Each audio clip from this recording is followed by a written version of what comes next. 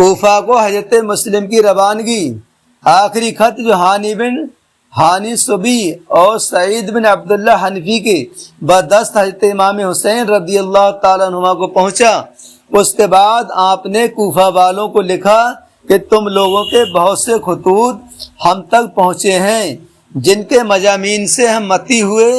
تم لوگوں کے جذبات اور عقیدت و محبت کا لحاظ کرتے ہوئے بر وقت ہم اپنے بھائی چچا کے بیٹے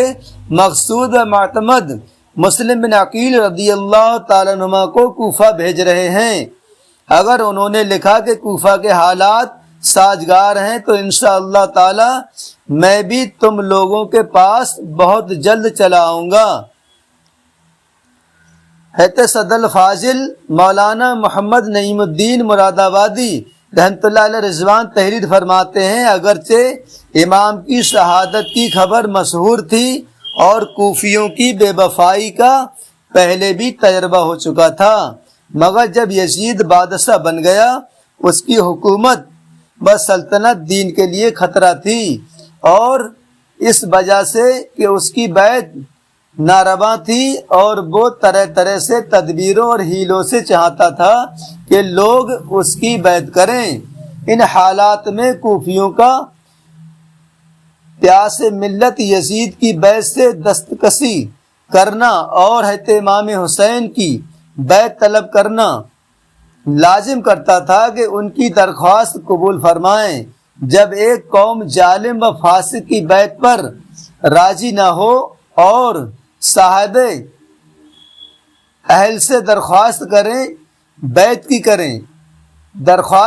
کریں تو اس پر وہ ان کی استدعا قبول کرے، اور اس کے معنی ہوتے ہیں کہ وہ اس قوم کو اس جابر ہی کے حوالہ کرنا چاہتا ہے۔ امام اگر اس وقت کوفیوں کی درخواست قبول نہ فرماتے تو بارگاہ الہی میں کوفیوں کے اس مطالبہ کا امام کے پاس کیا جواب ہوتا؟ ہم چند در پہ ہوئے مگر امام بیعت کے لیے راضی نہ ہوئے،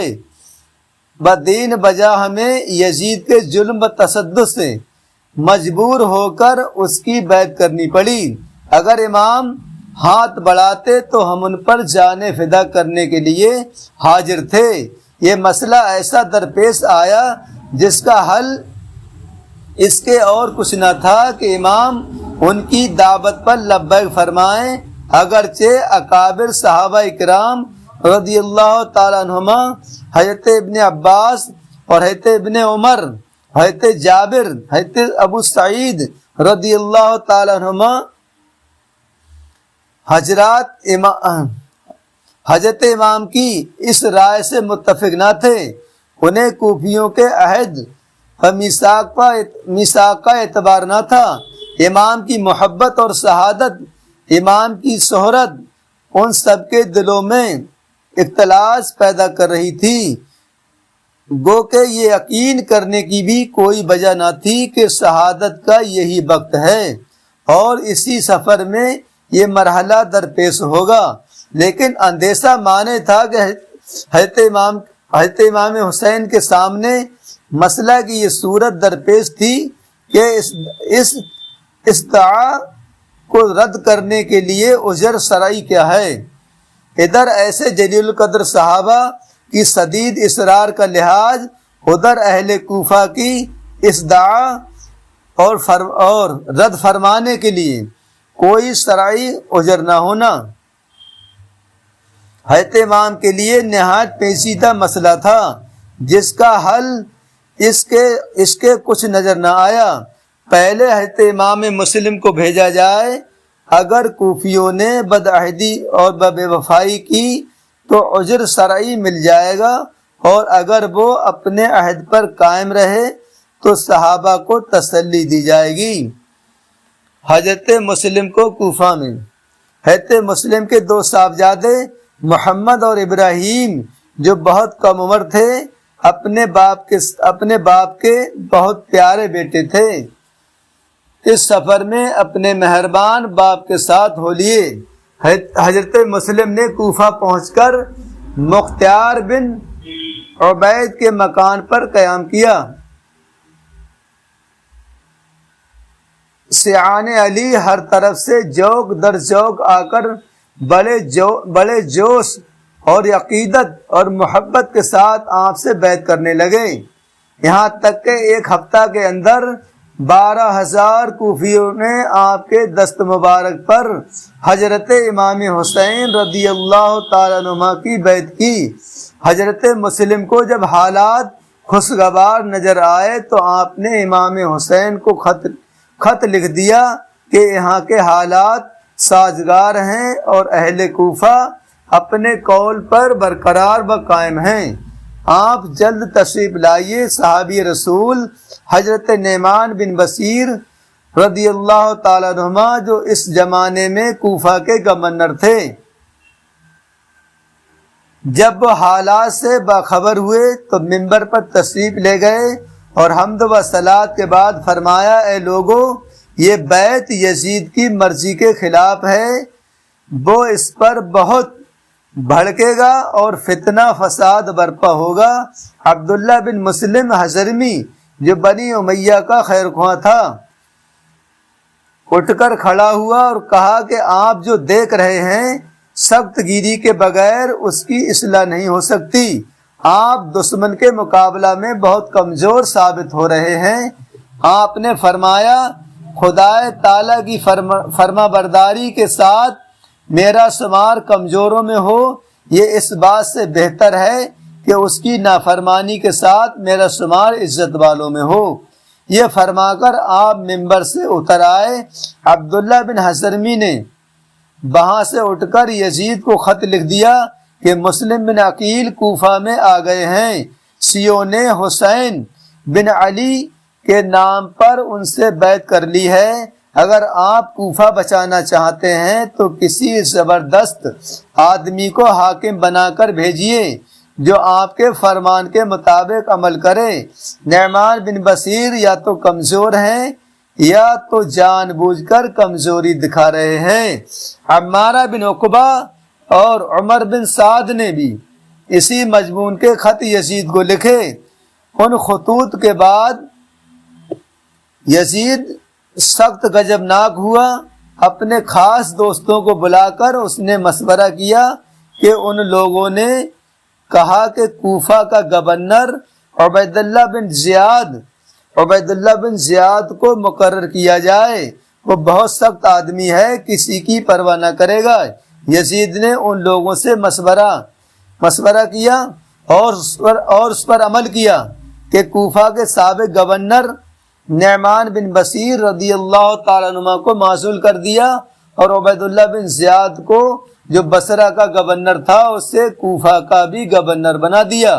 اور حکم دیا کہ وہ فوراً کوفہ پہنچ جائے،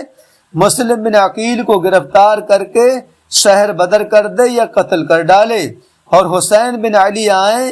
تو ان سے بھی میری بیعت طلب کرے، اور اگر وہ بیعت کر لیں تو بہتر ہے، ورنہ ان کو بھی قتل کر دے۔ ابن زیاد کا کوفہ آنا۔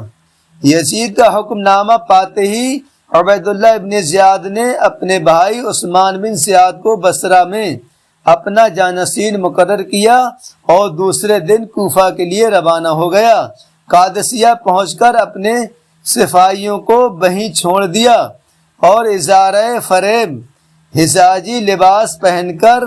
اونٹ پر سوار ہوا اور 20 آدمیوں کو اپنے ہمراہ لے کر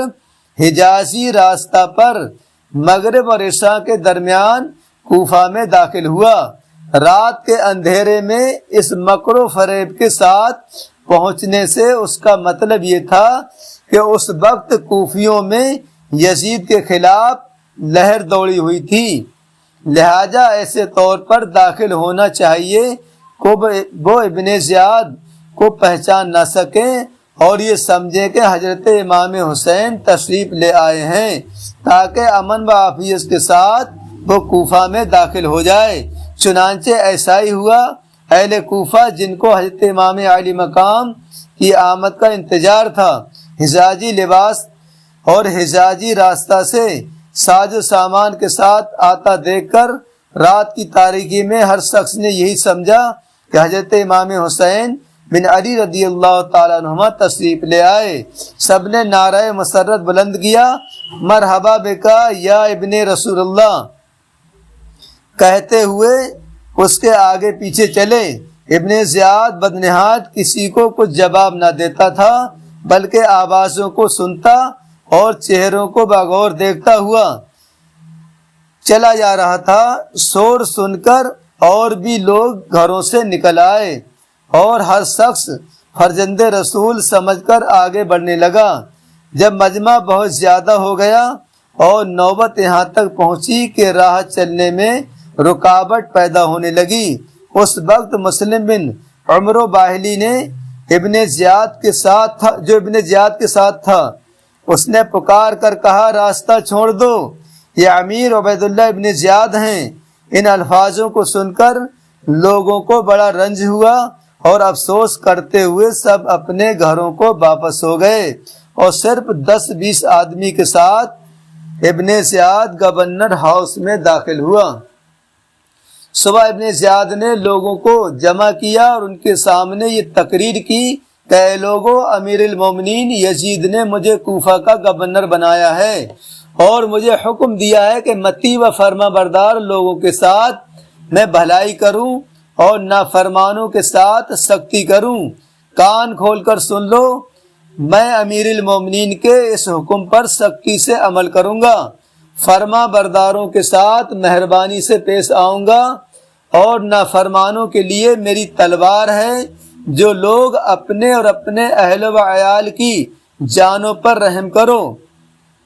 تم لوگ اپنے اور اپنے اہل و عیال کی جانوں پر رحم کرو۔ اس تقریر کے بعد ابن زیاد نے ہر قبیلے کے بڑے بڑے لوگوں کو گرفتار کر لیا اور ان سے تحریری ضمانت لی۔ تم اور تمہارے قبیلے کے لوگ کسی مخالف کو اپنے یہاں پناہ نہیں دیں گے۔ اگر کسی نے پناہ دے رکھی ہے تو وہ اسے پیش کرے گا، اور جو ایسا نہیں کرے گا تو ہم اسے قتل کر کے اسی کے دروازے پر لٹکا دیں گے اور اس کے اہل و عیال کو بھی نہیں چھوڑیں گے۔ ابن زیاد کی اس کارروائی کے بعد کوفہ والوں پر خوف و ہراس چھا گیا اور ان کے خیالات میں تیزی کے ساتھ تبدیلی پیدا ہو گئی۔ کوفہ شہر میں چونکہ یہ مشہور ہو چکا تھا کہ حضرت مسلم مختار بن عبیدہ کے مکان پر ٹھہرے ہوئے ہیں، اس لیے اب آپ نے وہاں قیام فرمانا مناسب نہ سمجھا اور رات کی تاریکی میں محب اہل بیت ہانی بن عربہ کے مکان پر منتقل ہو گئے، جو قبیلہ مجہز کے سردار تھے۔ ہانی نے آپ کو ایک محفوظ کمرہ میں چھپا کر رکھا اور سوائے مخصوص و معتمد لوگوں کے دوسروں کو اس کے راز سے متی نہ کیا۔